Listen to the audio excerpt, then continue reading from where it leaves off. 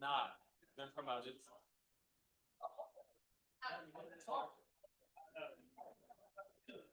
Yeah.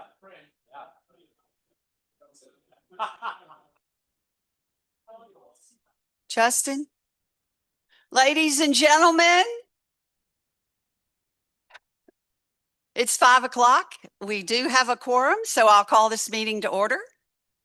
Good evening, everyone.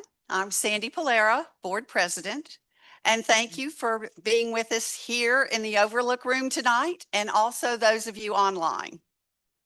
Before we begin, I do want to mention that our two newly elected board members, Lynette and Roger, are unable to attend tonight as they have family travel plans scheduled prior to the election to the POA board. Family first. And given the weather we're having this week, I'll simply say, rain or shine, we are fortunate to live in a community where dinner at the clubhouse comes with $1 million view, and a pontoon ride on Lake Pettit may include bald eagles diving for fish or a blue heron standing quietly along the seashore, the shoreline. We don't have a sea. Living here truly gives us front row seats to some of the most beautiful scenery in North Georgia. Now, let's look at the meeting agenda together and a couple of items I'd like to highlight. Working with the professional search firm, Jim and the other members of the search committee continue to dedicate their time and abilities to identify our next general manager. Jim will provide a status report on where the team is in the search process. Craig represented the board at the most recent election committee meeting, and he will provide an update on the POA board candidate process and the related important dates. I'm excited to have Elisa Long share the progress underway toward both a board goal and an operational goal of enhancing communications, social media content, and the frequency of messaging with you, our property owners. Elisa, our marketing and communications manager, will outline the strategy and implementation steps for transitioning Big Canoe events and happenings into an official POA Facebook site, which is currently being renamed. Elisa and our new marketing specialist, Brittany Paget, have already made great strides on this initiative. Now, let's move into the general manager's administrative report. Scott, I will turn it over to you. Thank you, Sandy. Welcome Mike Ziegler to the Cool Kids table. Yeah, you made it. 5 years, man. Good job. All right, go ahead, Justin. Next slide, please. This is doing a little aeration on Creek. This has been aeration week, which in between the raindrops has been going pretty well. Go ahead, next slide. This is a picture of what is underneath some of our roads. So one of the major projects that we got into, we've talked for years about road sloughing, and that's always built into our budget. And we know we have 92 miles of roads, and this is a good example of what sometimes we find under our roads. So when the developer, not this guy, but his predecessor, built some of this, they didn't haul the trees off. They didn't haul the debris because, you know, too expensive. So a lot of that was buried. This is a case where we took out stumps and tree debris and dug a hole over 20 feet deep. 16 loads of dirt and debris were pulled out and 18 went in. So that is someone's driveway to the left and the road is to the right. So that has been fixed and is in great shape. But unfortunately, more to come on that one. Go ahead. Next slide. Tennis courts 5 and 6. You probably all remember we did an amenity satisfaction survey back in 2024. We're going to talk a lot more about surveys a little later. One of the key things that came up were courts 5 and 6, which were built differently from the other 4 tennis courts we had. They never really played correctly, had a lot of dead spots, and were a source of major dissatisfaction to the community. Those are being totally replaced now with a hard court, which has a Deco turf system on top of it. It's kind of like a rubberized acrylic coating that goes on top of the hard surface. Makes it play a little bit more like clay, but it's much more durable, much lower maintenance. If this works out well, which we think it will, the US Open has used it for a long time. I think they used it in the Olympics in Japan as well. It might end up replacing all of our tennis courts at some point because clay is expensive to water and maintain every day. So it also allows more cold season play. If it's relatively nice, we only have 2 indoor courts in the wintertime. This lets them get out on those courts as well. So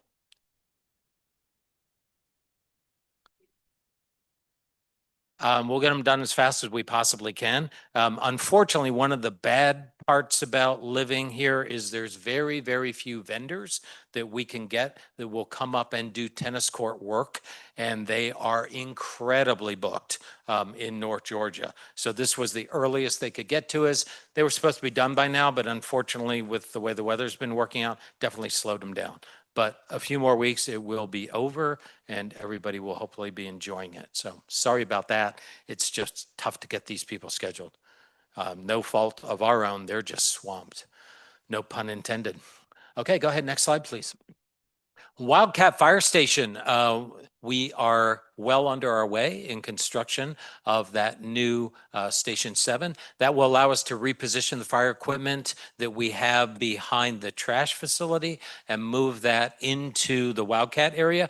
That gets fire equipment closer to all the homes in Wildcat, which is a very good thing. It also lets us then co-locate public works and landscaping together. That was something we have wanted to do since our long-range facilities plan we put together back in 2023, and we're finally getting to be able to do that. So we're happy, and that was part of the approved budget for 2026. Go ahead, next slide. Aquatics. Yeah, we've had a lot of aquatics happening coming from the sky, unfortunately. This hasn't been the best Memorial Day weekend that I can remember, but we do have everything open. It's all pristine. There's 52 summer staff that have been hired and trained, 64 new aquatics memberships we've added since April 1st. And about 346 man hours. It takes a village to get those facilities ready, whether you're talking about the facilities, whether you're talking about the pool cleaning, adding sand to the beach. It uses a lot of our resources, and they are in great shape and ready to welcome all of you for a great summer. Go ahead, next slide. And we're super excited about that. The guy up there in white, you know him well, that's Chef Russell. When Chef Russell came to us a year ago, he said, "Why in the world are you not running the food operation at the beach club?" And we said, "Because you're not here." Now that he's here, he is running the food operation at the beach club. It is called Beach Bites. That is a terrific menu. We all got to practice and sample. It's fun. They practice, we sample. It's kind of neat how that works. But it's almost like having another restaurant here now. There is a great menu of hot food being grilled to order out there. So whether it's kebabs, whether it's hamburgers, all types of good salads. We tried the ice cream. It's good too. And there's some nice frozen drinks as well. So the clubhouse staff you know and love, you recognize a few of those folks. They are out there ready to serve you. So even if you don't want to go to the beach, you can stop by for lunch and go out and sample the Beach Bites. It's a really fun place to sit. Go ahead, next slide. And you spoke and we heard. Again, we're going to talk a little bit more about surveys, but one of the key things that came out of the Clubhouse survey that we just ran, and we knew this would be there, but it's nice to get real data. Refresh the menu more often, and Chef's goal was to do that once a quarter with a major refresh and then a smaller refresh in between.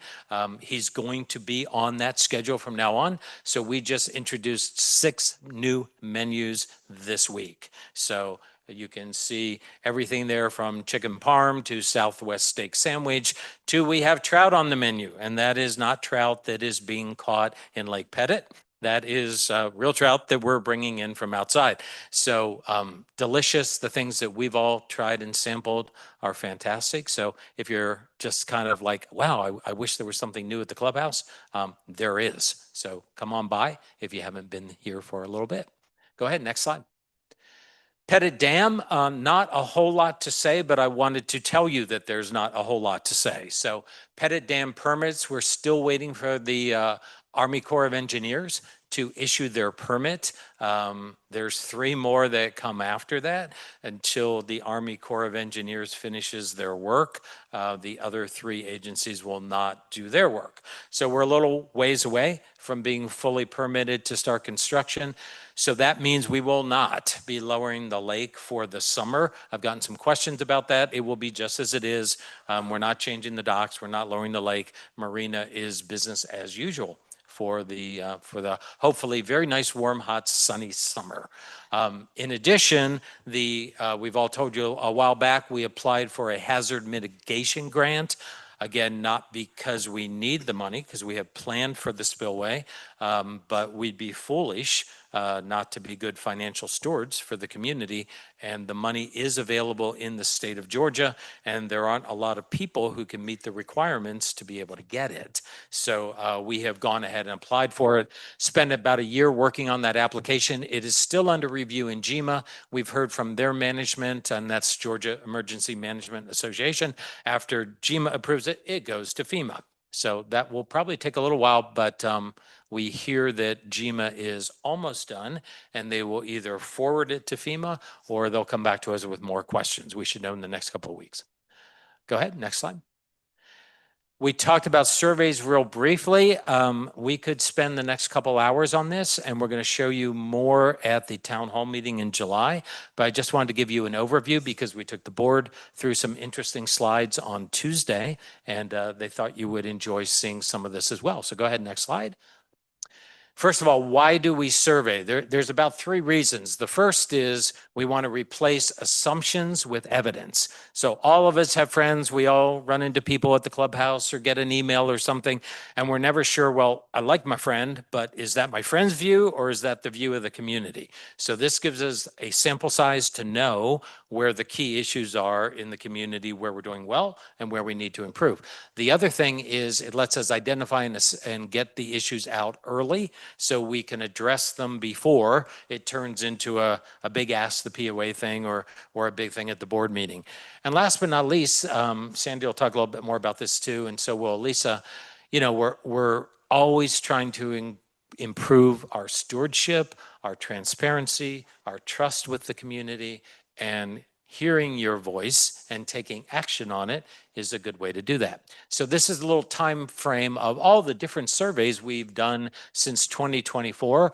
The 2 most major ones that we did this spring was a golf amenity survey, and many of you probably participated in that, and also a spring clubhouse survey. Both of those are complete. We're about to launch the wellness survey, which is a rather complicated one because you've got both the wellness equipment, you've got PT, you've got classes, you've got the natatorium. There's a lot of interesting insights we hope to get out of that survey. And then we're going to come back with Marina and Racket also. So my goal for the board, literally a goal that the board gave me this year, is to get all of those surveys done so we have a really good baseline as I head into retirement and other people come in. We'd like to be able to know exactly where we stand on everything. The other thing is we're trying to do them earlier. In 2024, we did the survey I mentioned before about the Racket. It was too late for the budget. We work on the budget in earnest beginning in July and August, and so we want to get the results of this as we go into the budget process. And last but not least, a change. We've heard some people say, well, we don't hear the results. Well, and we say, no, we put it on the website. A lot of people don't go to the website. So we are going to be directly sending survey results to all the people that we surveyed so they can see what their responses were. And we'll also be talking about this a little bit more in the July town hall meeting. Go ahead, next slide. And so here's a bottom line. This represents about 60 pages of data that we could take you through, 30 on each one. But the golf amenity received a Net Promoter Score of 41.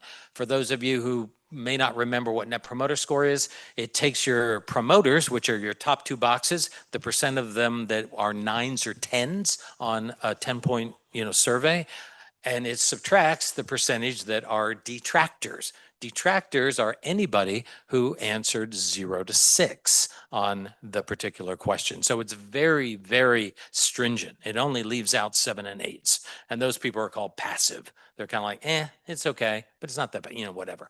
So golf at a Net Promoter Score of 41 is extremely good. Just to give you an idea, in the hospitality and club world, anything that's 30 to 50 is seen as a great score. Anything over 50 is seen as Ritz-Carlton. It is best in class, exemplary, totally where everybody aspires to be.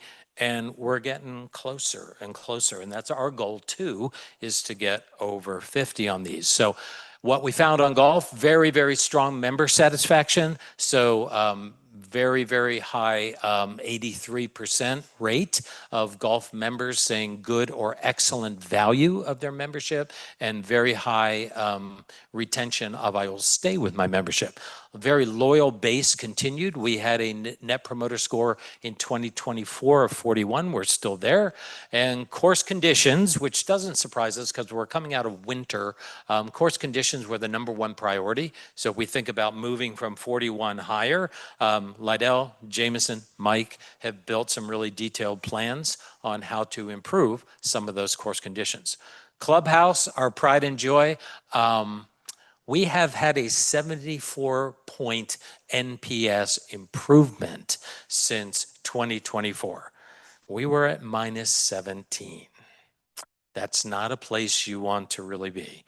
You can be as low as -100, which is a place where you really don't want to be, but we were -17. We are now at 43. That's an amazing turnaround, and the renovation did that. When I say renovation, we didn't just renovate a building. We renovated an entire staff. We really renovated an entire culture. And you're seeing it, and you're seeing it in the financials. I'll show you in a little bit, and you're seeing it when you walk in the building. So to be at a 43 is something we're proud of. Service execution is excellent. I would have killed for those numbers in 2022. Strong atmosphere rating doesn't surprise me. It's a beautiful, beautiful building. And as Chef would say, yes, I know, I'll do more frequent changes. More menu variety is really important, and some more hours. And we may try that as we get out of the summer. We used to do Sundays late. We didn't really get that many people, but we're in a different world now. So it may be worth taking another run at that. So a couple things we can do. I'd like to get that 43 up to 50. That's Scott's goal. So next slide.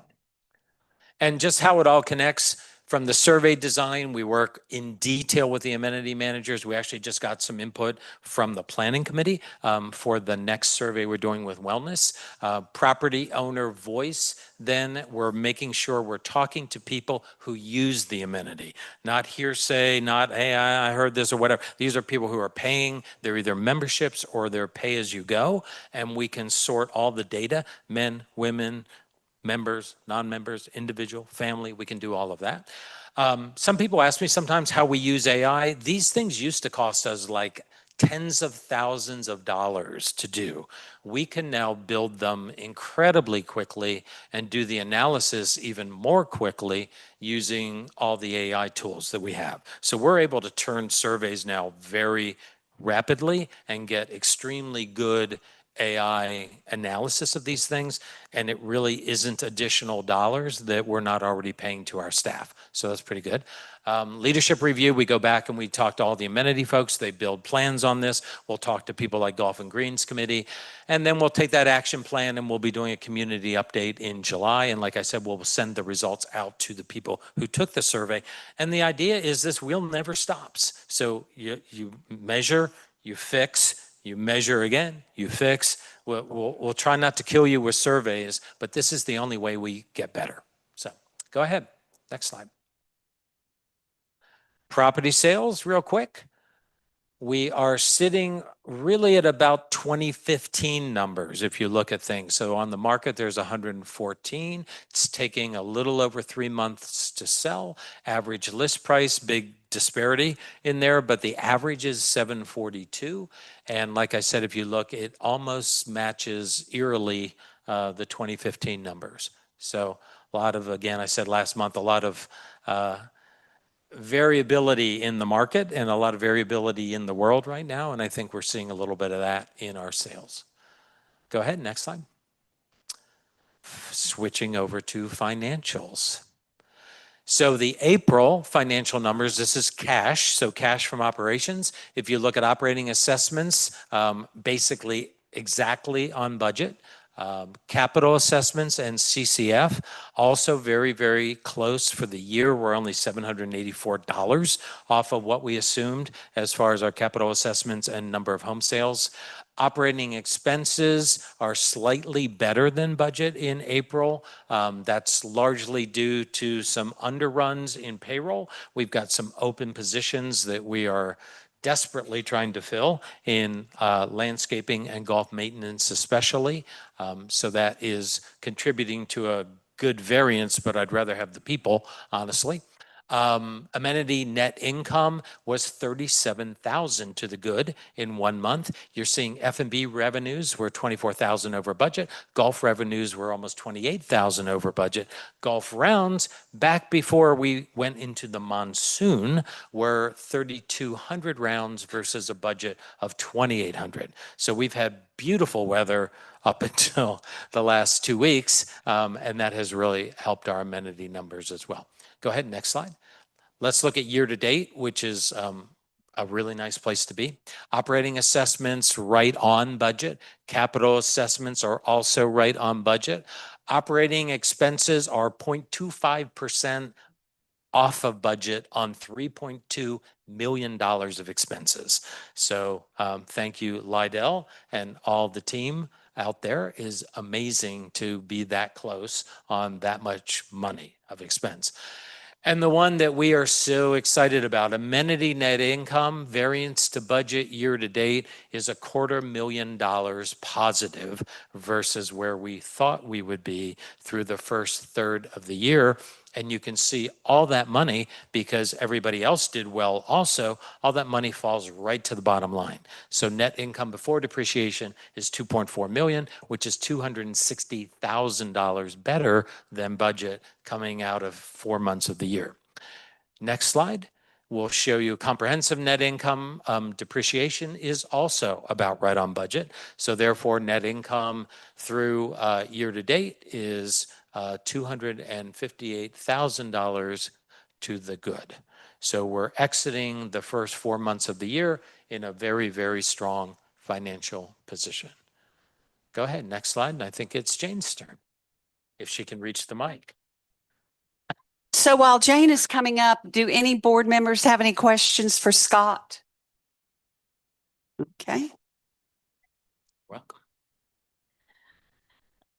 Thank you all. I just want to go over capital real quick. I've added a column here that shows the priority. If you remember when we presented the budgets in November last year, we had budgets scheduled by priorities, high, medium, and low. Medium being things that we totally needed to replace. High is mostly safety items that we needed to, that we felt that were important. So as you can see, we spent about $1 million in the first 4 months. Probably the biggest expense, it was only about $100,000 this past month that we spent in capital, and the biggest was on the fire station. So next slide. So let's go through cash flows real quick. The end of the year, we ended our cash at $13.2 million. And if you go down to income before depreciation, if you see the operating departments are about $1.4 million. in capital fund, master plan, and capital reserve fund, that is all interest income. So a total of about 1.47 million in income for the POA. The next is your income, your capital assessments of 692 that goes to the capital fund, and 237 in CCF fees for the year. So a total of 929,000 in the designated income. And the next one is always my favorite to explain. Changes in assets and liabilities. Really, the biggest one is the increase in inventory. April is between January and April is time we buy a lot of merchandise for the summer. So that is where the biggest increase. In the capital fund, the master plan, and the capital reserve fund, that is all the changes in the fair market value of our investments. So that is where that is. So total cash before expenses is $15.3 million. Next slide. Next one, principal payments. This is principal payments on our loan and equipment financing, $368,000. Land and equipment disposals in the positive, about $2,400. And again, our capital spend of $1 million. And the transfer of money from our operating account to our capital fund account, which we do periodically throughout the year, is $1 million, which brings the operating cash to $1.8 million. The capital fund to $4.7 million, the CCF fund to $4.2 million, and the capital reserve fund to $3.3 million. So a total of 13.9, almost 14 million in cash that we have right now. Next slide. Any questions? Any questions for Jane? Thank you, Jane. So putting on my former CFO hat for just a moment, I'd like to offer a quick summary for my fellow board members and for those here tonight. After 4 months of strong performance, management increased cash flow by approximately $2.4 billion. How was that cash flow utilized? The POA invested approximately $1 million in additional capital expenditures, made roughly $400,000 in principal payments on our debt, increased cash reserves by approximately $800,000, and that leaves about $200,000 tied up in normal timing differences between receivables, payables, current assets, current liabilities. So as a result, total cash on hand now stands at approximately $14 million. To me, those results reflect disciplined financial management and a continued commitment to strengthening the POA's financial position. Well done, and thank you to Scott and the entire management team.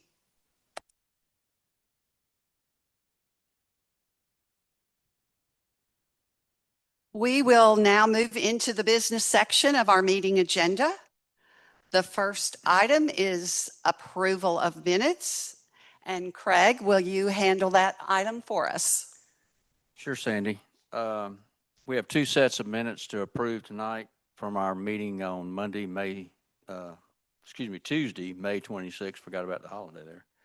Anyway, at this time, I'll make a motion to approve the minutes from the May 26th special board meeting.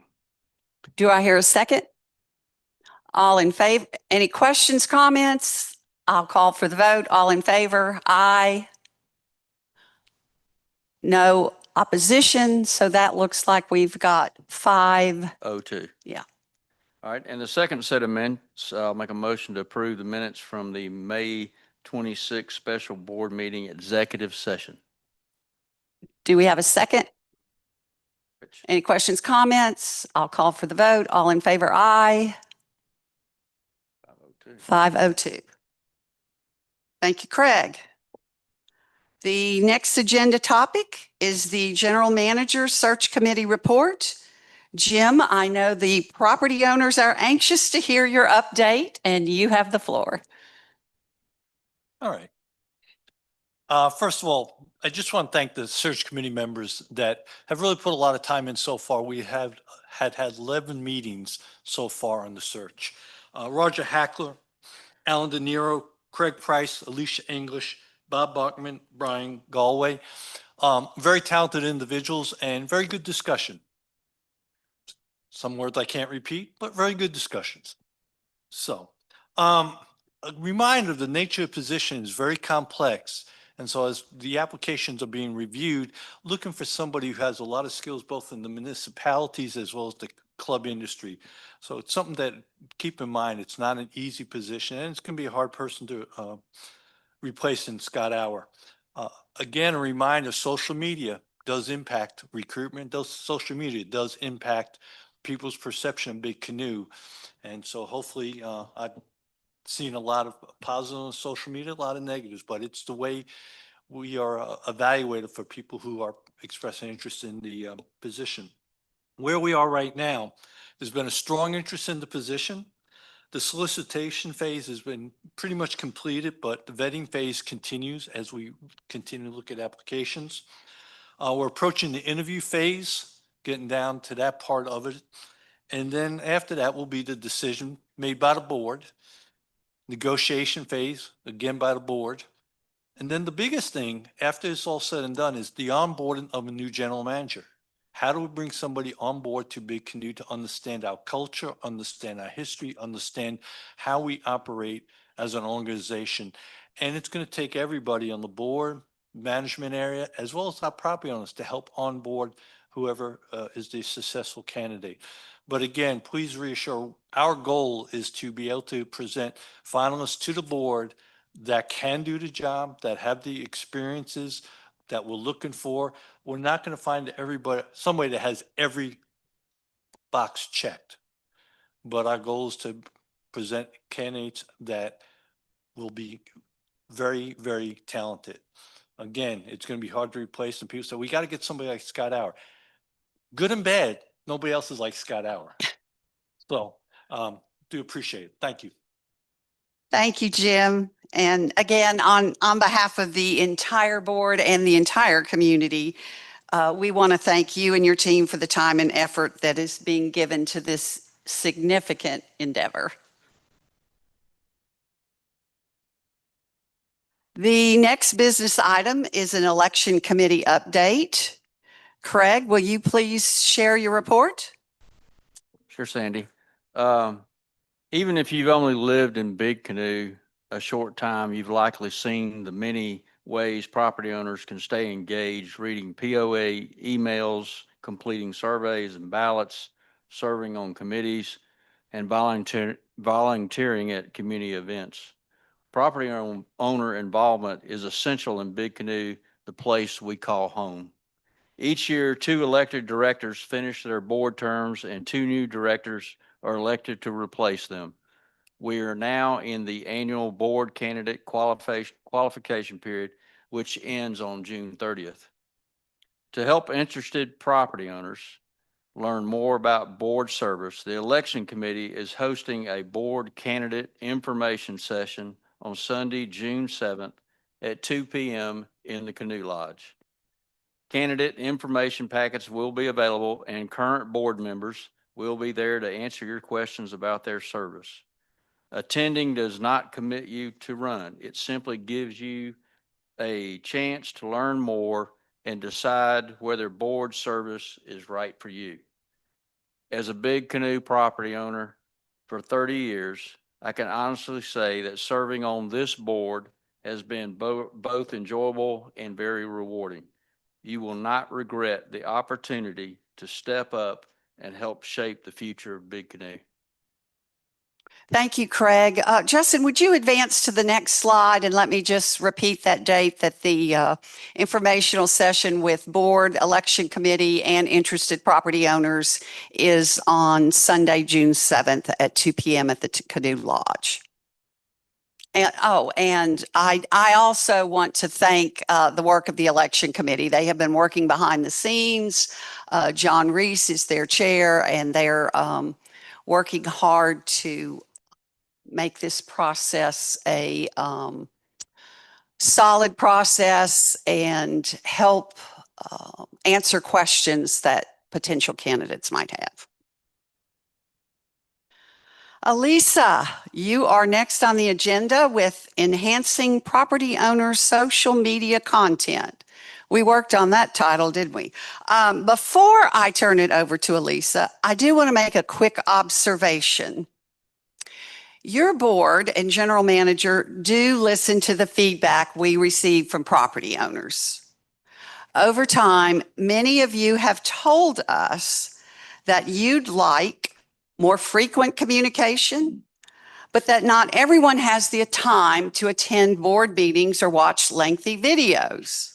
Now, obviously, the people in this room and those joining on live stream are the exception to that. Over the past several months, the board has also spoken with a couple of social media consultants. And one consistent message we heard was that we need to expand our communication efforts and meet people where they already are. Think about that. In a community with an average age of 67, that often means Facebook. So, Elisa, I'll turn it over to you to share what you've been working on. Okay, well, thank you for allowing me to come today and talk a little bit about what the marketing and comms department is doing. Next slide. Okay, so the first thing we needed to do was really evaluate our current comms outlets and what we use right now.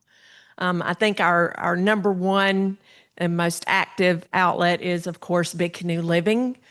For it to have started very innocently, it actually became something that was absolutely needed and wanted by the community. Before it was an e-magazine, it was a newsletter that it was probably getting around 60 to 70 reads per week. Now, with the magazine, we're looking at a 75% open rate when we send it out via the email. And we're easily between 3,000 and 4,000 reads on that. So the magazine is doing very well. But with that said, we had to look and we wanted to evaluate some of our other methods of communication. So with that being said, the Big Canoe Living has kind of evolved into a lifestyle magazine. Most of the content in there is pretty much this is what's going on in Big Canoe. These are the events that are going on. Here's how to click and make a reservation or buy a ticket.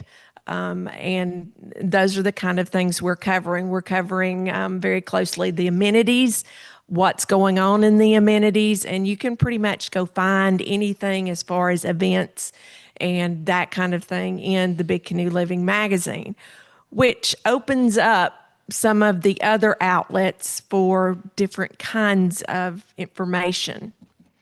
So one of the outlets we started looking at is social media. And our numbers there, the analytics weren't quite as high as our magazine. So we were like, okay, well, let's run a few tests. Let's do some different kinds of posts.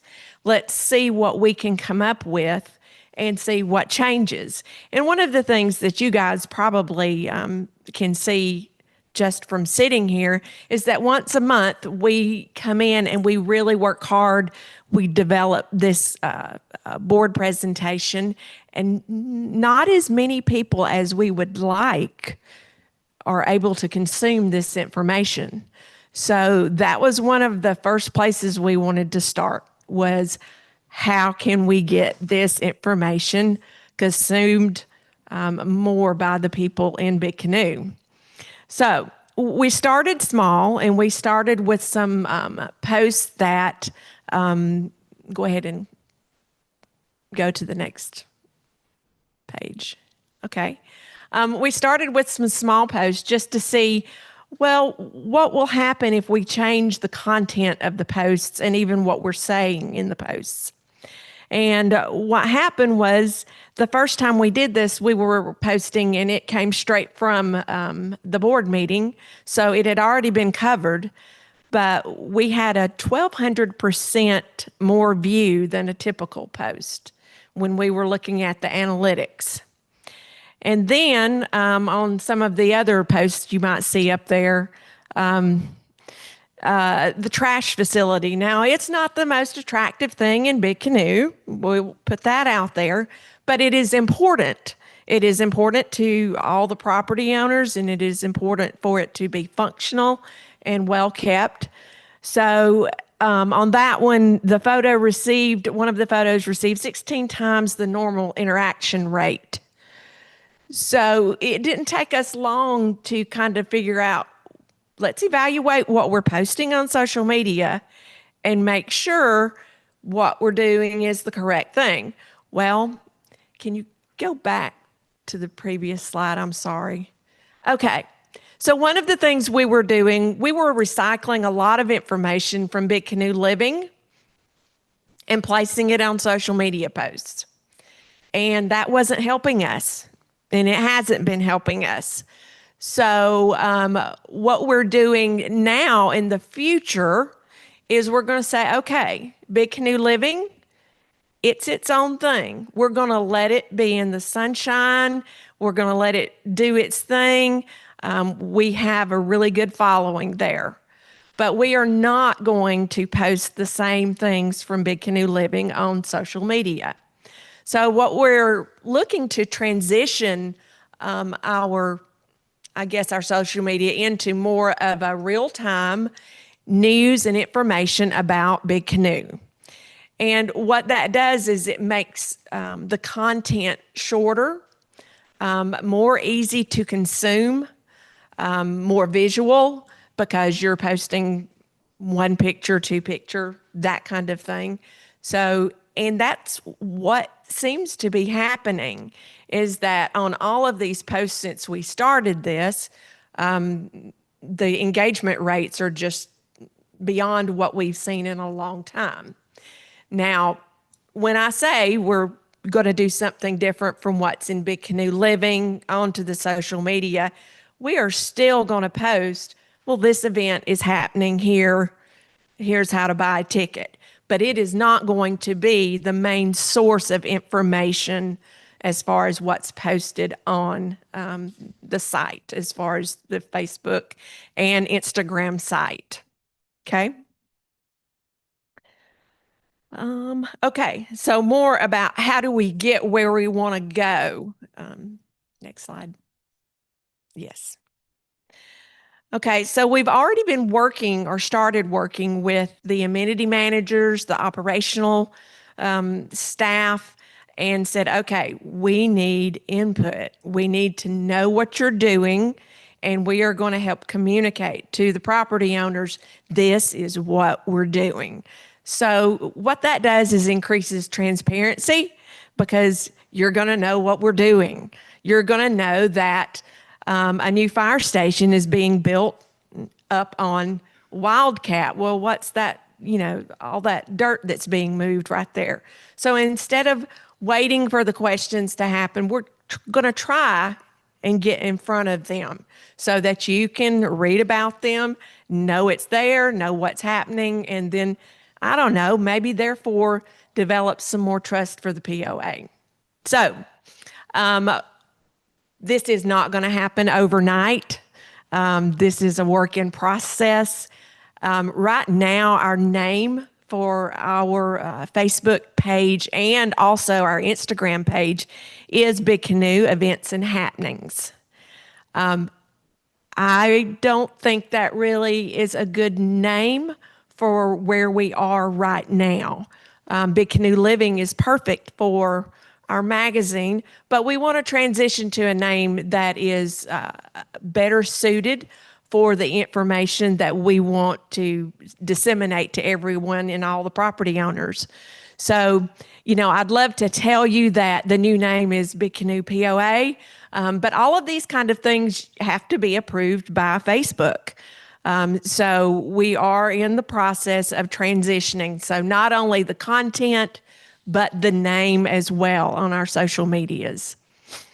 So this is kind of what's going on as far as what we're doing. Now, again, the goals here, and this is what has come from the data as far as what we've been looking at.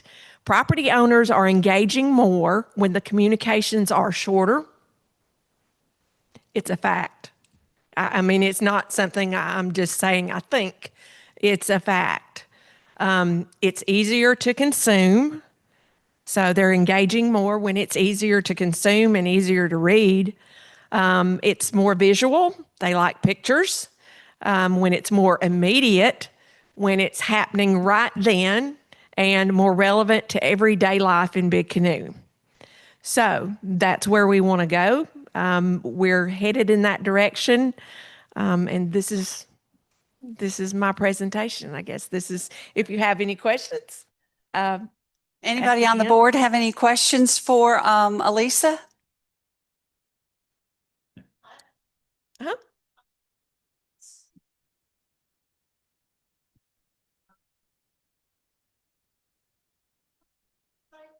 Yes, ma'am, it is. I have, it's under the main menu bar at the top, and it says Big Canoe Living, and it actually has every magazine that has been made, all the way from the first one that was only 12 pages. So don't judge us by don't go back and judge us by the first magazines, but we have grown each time. And again, when we first started, we tried to do a magazine per week, and that just nearly overwhelmed us. So now we've transitioned to a biweekly.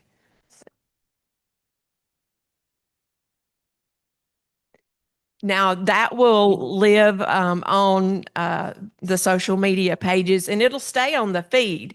So what we're seeing also about this feed that I'm talking about and what we're posting is that people are going back a week ago and still liking and responding and, you know, participating in the posts that we're making.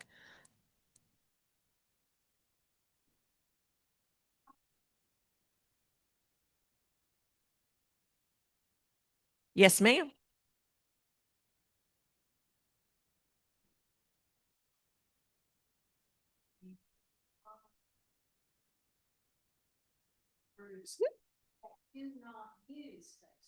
Right.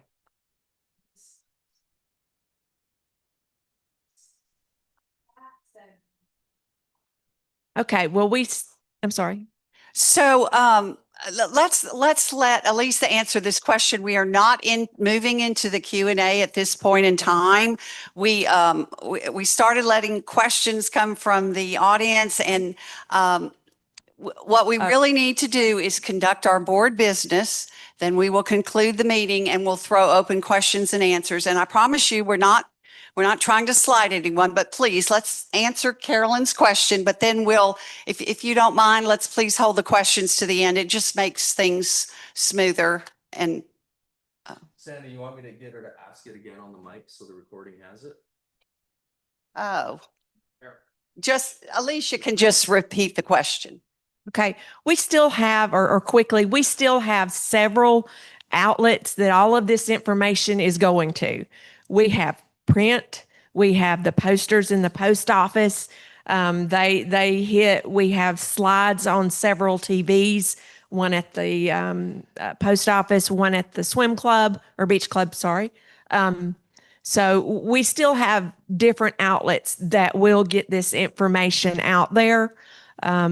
So yes, you'll still have tons of ways to get information. And we have tonight. I mean, so for example, the Turnberry slide that I showed, that's kind of old news. It would have been on Facebook now as it was happening, but I'll still show it once a month to let people know this is what happened over the last 4 weeks.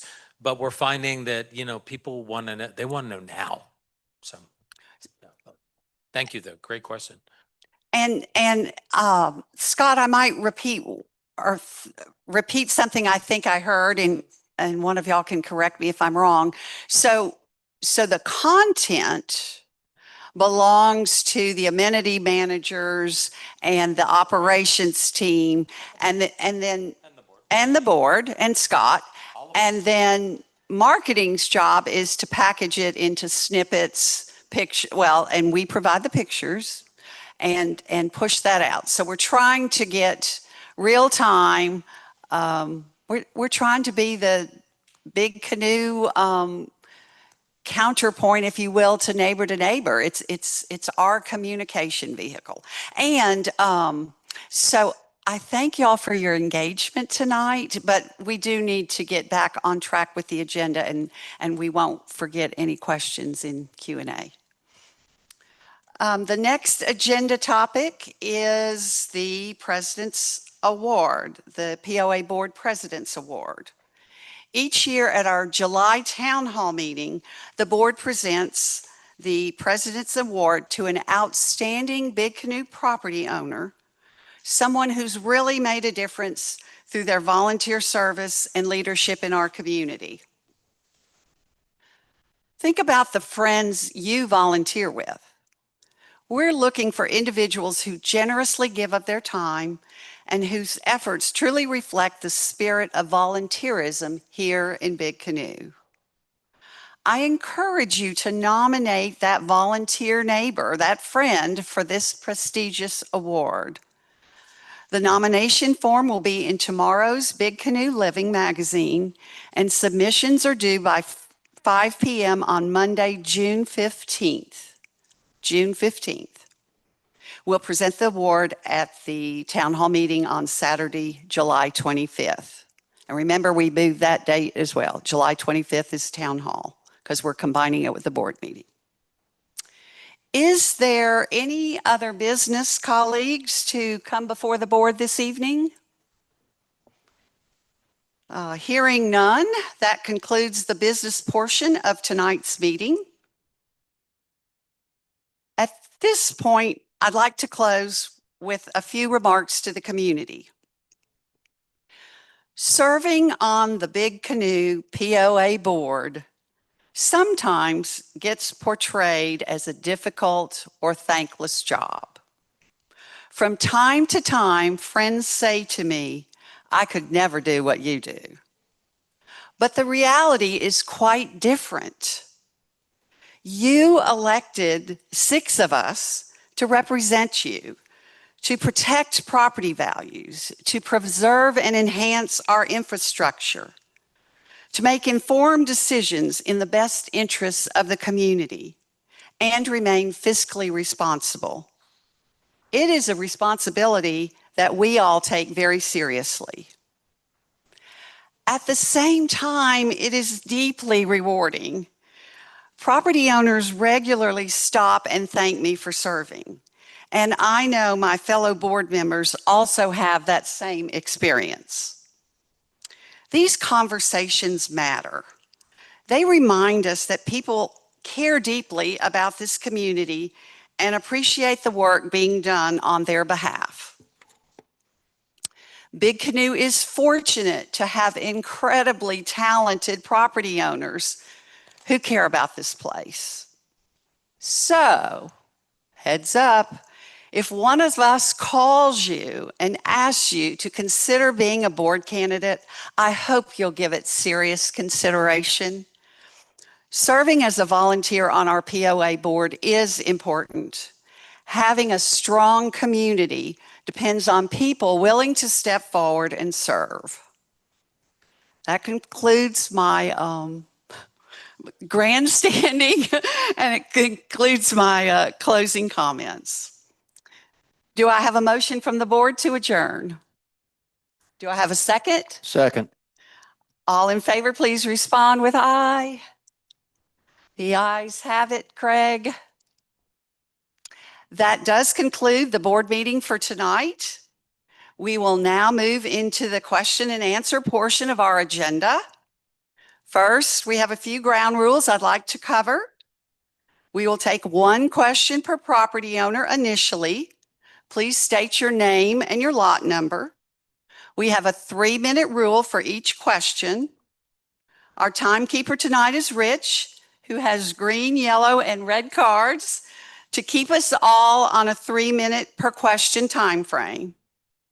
We will take questions from the audience in the Overlook Room first, and then we will move to questions from property owners online. Senior staff continue to allow me to call on them to manage the mic, and tonight that will be Lydell Mack. Lydell has been with the POA for 12 years. First as golf superintendent for 8 years, and in his current role as director of operations for 4 years. So Lydell, we thank you for your commitment to Big Canoe. Thank you for promoting me to mic keeper. And lastly, please be respectful and constructive during the Q&A. Thank you. Lydell, who has our first question? We have one on the front. Jack Foster, lot 7225. Thank you, Lydell. I got it. Turn it loose. Okay. May I make a comment? It doesn't count as my question, please. As long as you follow the 3-minute rule. I'm sticking. Okay. 2 weeks ago, I worked as a golf rules official for the Georgia State Women's Championship that was held here at Big Canoe. So my comment is congratulations to the golf team, everybody. An incredible job. The course was, according to the people, the ladies that played, was probably the best course they play on in the state of Georgia. Yes. So my compliments to everybody that deals with golf, you included. Jack. Secondly, my actual question is, We'll start the time. it doesn't matter. It's quick. I have noticed on the statement that I get every month that there is 2 line items that call for the operational capital reserve. Some months back, that used to be the capital reserve fund, which the funds were used only for capital reserve expenses. Are those funds now being used for operations of the business? Unlike, and again, why did you change the name? Thank you. And Jane will answer that for you. So the capital reserve fund is just that. I mean, we just changed it from the capital fund to the capital reserve fund information. So the capital fund is used for capital only. We actually move money from operations to capital, not the other way around. You know, there's, remember on that slide, she had 4 buckets of money. Okay. Okay. No problem. Appreciate the question. Stacy. Oh, you're supposed to be saying who you are, huh? Oh, getting out of the light. I'll hold it. Oh, you hold it. Hi, Stacy Johnson, lot 5589. Lydell, I think this might be for you. The new leaf truck, I hope it's somewhere else. I'm looking at your mouth. Okay. The new leaf truck, has it started working, and how do we get in line to get it to go up and down our street? Because I'm still seeing huge amounts of leaves. I'm just wondering about the status and the timing of it. Yes, the leaf truck is operational. We haven't filled the position to operate it yet, but we do have 2 people that are trained, and they're going out when the weather permits.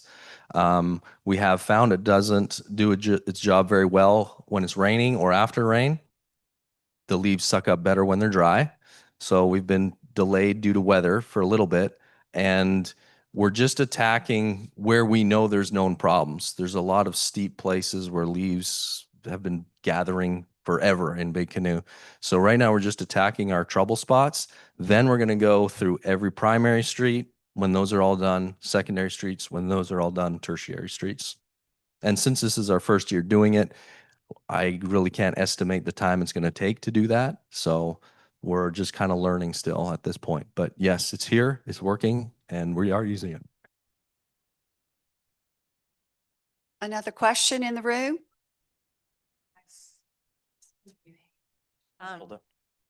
Robin Parton, lot 5539.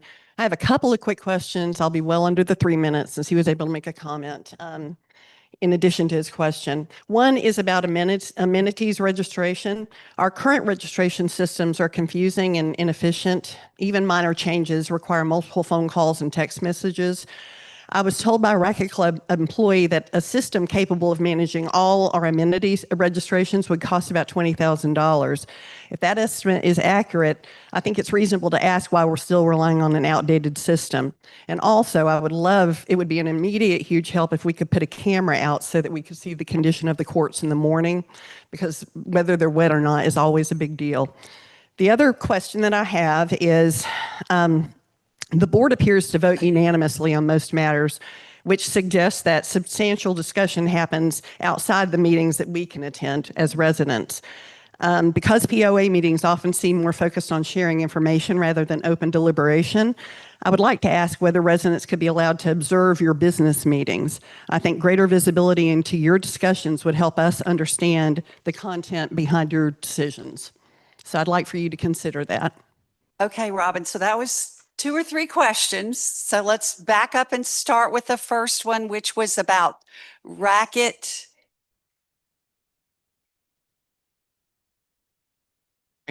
You can't rely on the registration system, and so we have to go outside the registration system and text. And it's things like lot numbers. If your husband is playing and the woman is playing too, then it won't let you put lot numbers in, and people have to put other people's names in, and it's just kind of a mess. And I don't think it should be that convoluted.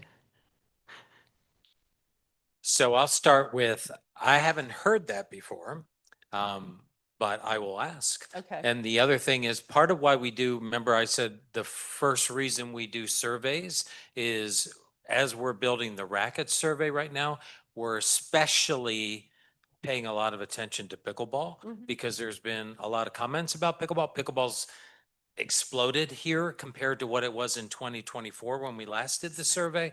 So we're asking about the paddle rack system. We're asking about open play. We'll now ask about the reservations, because I haven't heard that, but I want to hear that, right? Because we can, we can make any change. I like your camera idea. So we'll think about that, Justin, as we think about every year as we build the budget, we talk about where don't we have cameras and where should we add cameras. So I like that idea, actually. Just speak to the transparency issue. I just wanted to say if we could observe your meetings, the business meetings that you have not here, but offline, I think it would give us better context into why you make the decisions that you make, because these are informational meetings. We don't get to really talk to you about them. You've already made them. But if we could observe even online your business meetings, redacting obviously private information. So I don't know if that's possible, but I think it should be given some consideration. So let me take a stab at that, and I'm not good thinking on my feet, but I'll try, Robin. Tonight, I think we only made motions on the minutes. Is that the only thing? So let me back up. The board delegates day-to-day operations to the general manager and his team. So these are the people that are handling all the day-to-day stuff.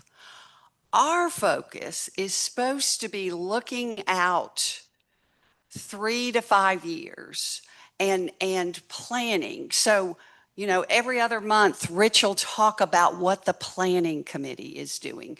We talk about what the election committee is doing. All these reports are on our internal agenda, but they're not like start and stop, right? These are ongoing committees with ongoing activities.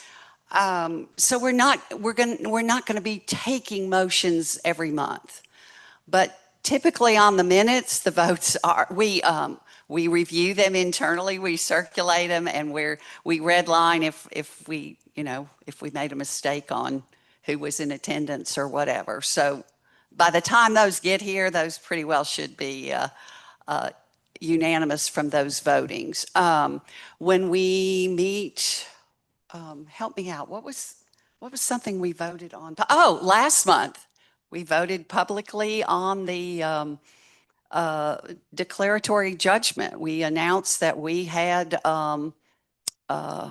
we're going to court over the Waterford annexation agreement. I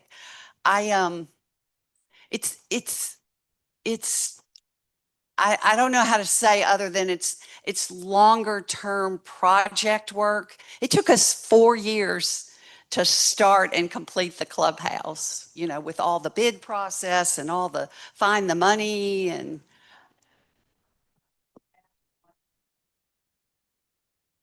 well, you elected us to represent you. So that's the short answer. We have a fiduciary responsibility to every property owner to do based on the information we receive to make the best decisions for the majority of the community. Yeah, I'll add to that. And minutes are posted. Thank you. Minutes are posted on the website of our board-only meetings as well as our public meetings. I'll add to that. I think if you actually came and sat in one of our special board meetings, as we call them, some people might want to refer to them as a working session, you probably wouldn't last more than about 10 minutes because we cover a lot of topics. We would quite often have to have you leave the room because we would be talking about some property owner specific issues that can't be revealed to the public, those kind of things. And we cover a lot of ground and they're lengthy meetings. So just to sit there and listen, you would probably get bored pretty quickly. We don't always agree. Yeah. Right. Well, by the time we get to the point that we are ready to vote on any particular topic or issue, we have beat it to death and we probably have come up with what we consider to be the best decision that we can all live with. When I say all of us, meaning what's best for the community. So I think you would find that those special board meetings we have where we hash everything out would not be too exciting. You wouldn't want to sit there and just watch us go at it, so to speak. So anyway, in summary, our minutes are posted on the website. Lydell? Next question. And Sandy, real quick, as a point of clarification, you stated that the declaratory judgment was voted on in a public meeting. It was not. It was voted on in a private meeting. Thank you. That's correct. We voted on it internally and then announced it at last month's board meeting. Madam President, is there a specific item that you're in question in terms of that you would have liked to see discussion on, or just in general? I'm just trying to understand, is there something that you feel like you just don't know, or is it just a general comment? I think I'm frustrated a little bit because I feel like these meetings they're very informational and they're not very discussion oriented. And I like discussion and they seem very stilted, and I would love to have more open conversation. And I like to be able to ask a question in the middle of a presentation within reason, of course, because that's when the flow of conversation is happening. And you have to wait to the very end. It just feels often very stilted and performative. And I would like it to feel more authentic than it does. And I think part of the challenge is a lot of what we talk about this meeting is operations. Yeah. And quite honestly, it's different than the board. And so, you know, it's a lot of questions we get are operational. And so we have had discussions about how do we try to separate and look at that, you know, but every month we're doing, like you said, it looks very rote. But, you know, if the specific item, I'd like to see discussion, but very candidly, to have questions back and forth, we're going to budget 3 hours. Yeah, I understand. I understand that. Okay. Anyway, Robin, we welcome you to come to the board candidate session and run for the board. Your turn. Go ahead. Oh. No, we got one here. Okay, Carolyn Witt, lot number 2191. This is more informational in response to what Robin is saying. I don't know how many of you existed here in Big Canoe pre-COVID, but pre-COVID, and pre-Scott, I believe this was during the reign of John Thompson as our general manager, there were working sessions a week before the board meeting. And the community was invited to attend those working sessions. And those were the times when a lot of the decision-making that then came to the board as having been decided, community members in the audience had an opportunity to present their concerns, their questions, their opinions on items that were critical to the community. And so when COVID came, those working sessions were eliminated and they have never returned. And now the mindset has changed with the feeling that the executive sessions that you have the week before the board meetings are not appropriate to or amenable to the community. I think if we looked at and maybe reconsidered going back to that method of operation, I think Robin's concern, which is the concern of many other people in the community who don't speak up, speak out, have, that there is no real way for a member of the community to voice their concerns or ask their questions before issues come to light. Thank you for your question. We will take your comments under advisement. We do,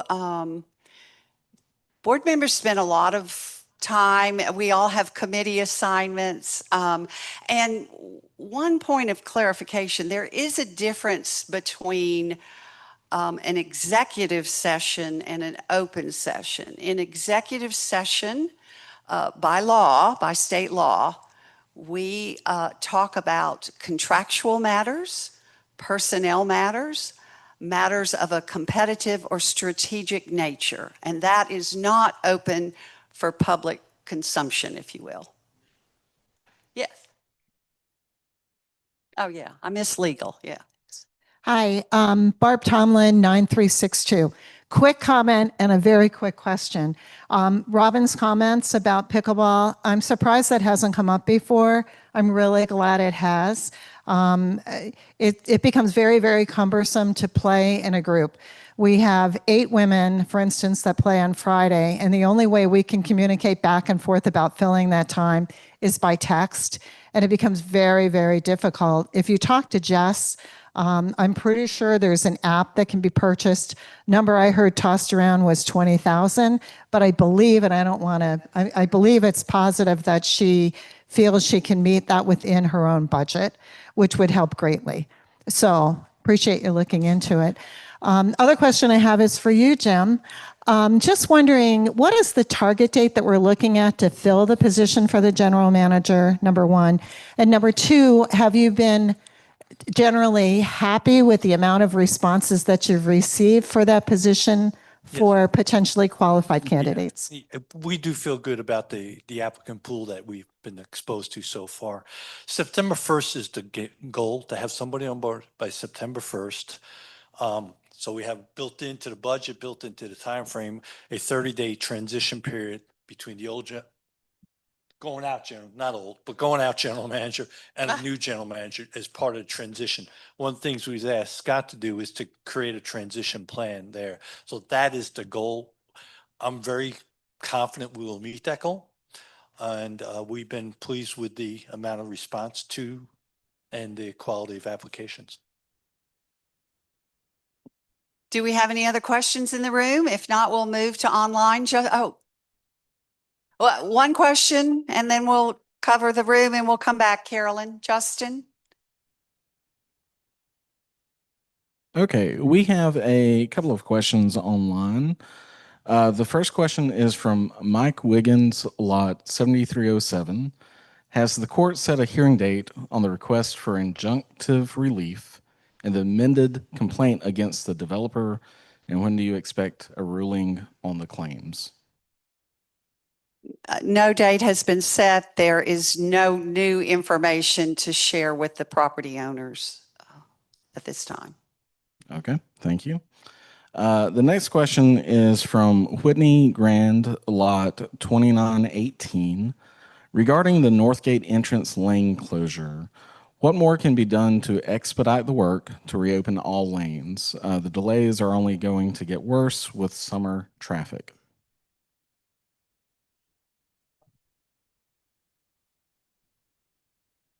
I'll take that one. Yeah, the Northgate process is underway. We have contacted contractors to get some pricing for that. We definitely want to return to normal operations as quickly as possible. We're going to make a decision next Monday and review all of our options based on the insurance claim because it was an insurance claim project. So we had to wait for some information to come in, but we're ready to get that rectified ASAP. The involved We've had, property owner. yeah, we've had 2 engineering reports done. There's a lot of structural damage to that building. We need to make sure that we are dealing with the short-term problem of keeping our employees safe primarily. And then second of all, keeping traffic moving, as you said. And there may be a phase 1 where we deal with those issues and then a phase 2, which is longer, which is going to require some rebuilding. That building was severely damaged by the accident. But there is no safety issue Yeah, with currently. Yeah. But we do want to open up the inner lane. And before we can do that, we need to make sure that we're doing it safely. Yep. Lots of work going on behind the scenes. Okay. Just make one more comment based on what Sandy just said. So we've had a couple of Ask the POAs and phone calls and emails, so I'll just address it right now. The reason we've closed that inner lane that was impacted is because the engineer that Scott referenced said he can't guarantee that with another substantial impact, it wouldn't collapse. So it's not that it collapse is imminent. It's still standing with solid structural support, but with another impact, we don't know. So that is the reason that that lane was closed. Makes sense. Thank you very much. The next question is from Bill Shaw, lot 404. Have we requested a delay of 6 months for our RS 990 and why the delay and when will it be available to homeowners? I'll have Jane answer that. Thank you, Bill. Yes, the Malden and Jenkins filed an extension for our 990. We have not completed the audit for Big Canoe, and part of doing financial 990s is making sure that the audit is completed. So an extension has been filed, and we plan on posting the 990 by November 15th, which is the deadline. And this is our standard business practice, Bill. It happens every year. It happened in my former life every year. Okay, thank you. The next question is from David Hopkins, lot 4002. It says, did the Big Canoe attorneys read the Waterford supplemental dated October 8th, 2001 before they wasted our money in suing the Big Canoe company? And for clarification, the Big Canoe POA signed and agreed to the supplemental agreement, which changed the terms of the original annexation, which the recent lawsuit is based on. David, thank you for your question. The information we provided last month and in the board update is all the information that I have at this time. Okay, thank you.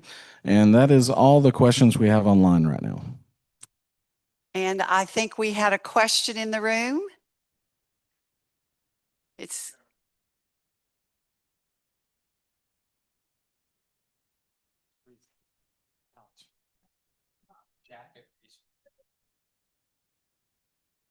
It was at last month's board meeting that you notified the community of this legal pursuit. That's with correct. respect to the Waterford annexation. So my question and concern is, how was Big Canoe Company, Big Canoe Holdings able to cut that road after the request for injunctive release was filed? It would just seem to me that until you had a judgment, while that staked, I don't see how it was allowed to be cut. And I'd just like to know why and Sure. how. I guess the only answer I have is we, the POA, made the necessary filings through our attorney. And to the best of my knowledge, there has been no action undertaken by the judge, by the Superior Court judge in Pickens County.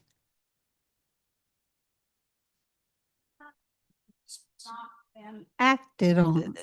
How does the road get cut? And why would Big Canoe Company proceed if there was no answer to the judgment, as though they were opening it up to annexation by cutting that road?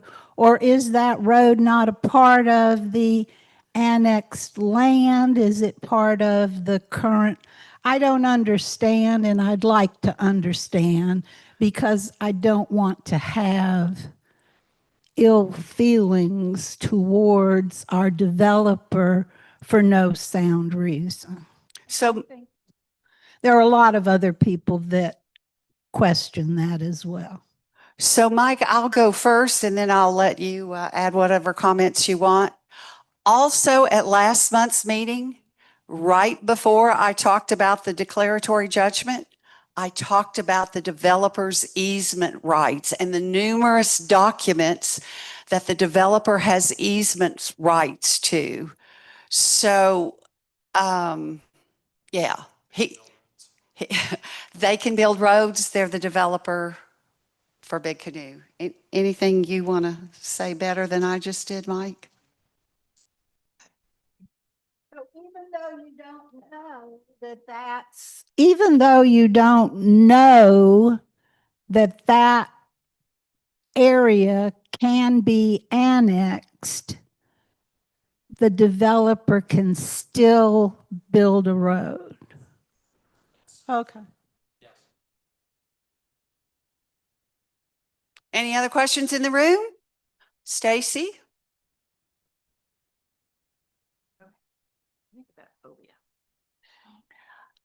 Regarding the relocation of the fire station, I was reading on Facebook that that might change or otherwise improve the fire rating for the homes in that area.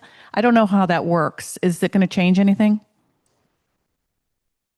It probably won't, because part of our ISO rating, when we located all the trucks originally and put the trucks out behind the refuse facility, it was because Wildcat was being built. So Ricky could explain this better, but they measure time and distance to the majority of homes, and that's why we have stations spread wherever we do. So although it probably won't change anything from an ISO point of view, it's better from a response time point of view. I see no other questions in the room. We'll go to online if there's any remaining questions, Justin. There's been one additional question from Mike Wiggins, lot 7307. Following Carolyn Witt's question, can the board confirm that it has filed the TRO motion?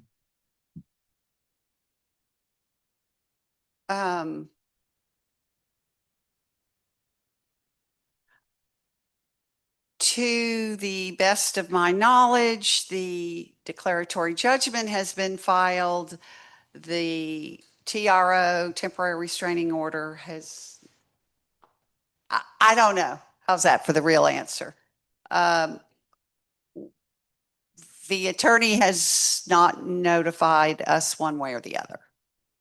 Okay, and we actually just got one final question in here by Jenny Beard, lot 4831. Could you please clarify, is the land connected to this road part of Big Canoe? The land connected to this road. That's the whole question? That is the question.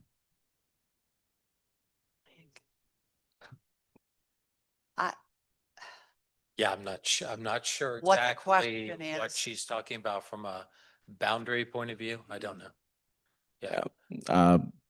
I see no other clarification right now. So the Waterford property, which Jenny knows, that 167 acres was purchased through the developer and their other companies, and that land has not been annexed. So the road, the 500 feet of roadway is on an easement that is on POA property. So the road is going to unannexed property at the moment. Unannexed and undeveloped. I think so. Yep. Would you like to add to that, Mike? Okay, good. Jenny just did clarify that she's referring to the new developer road. Yeah, I think we have said everything we know to say at the moment. Okay. And well, we've got yet another question just pop in from Jay Cook, lot 2954. Does staff inspect construction of roads and roads that already exist in areas that's being annexed? Say that again. Does the staff inspect roads? Yeah, it looks like there's a misspelling because it says inspect, but I assume that means inspect, not impact. So does staff inspect construction of roads and roads that already exist in areas being annexed?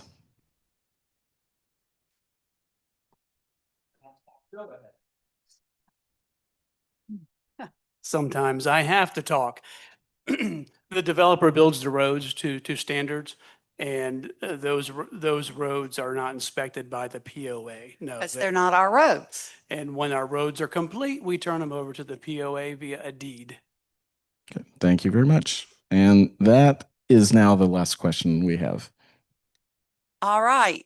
Hearing that, thank you for your time and attention, and let's all go get something to eat in the clubhouse.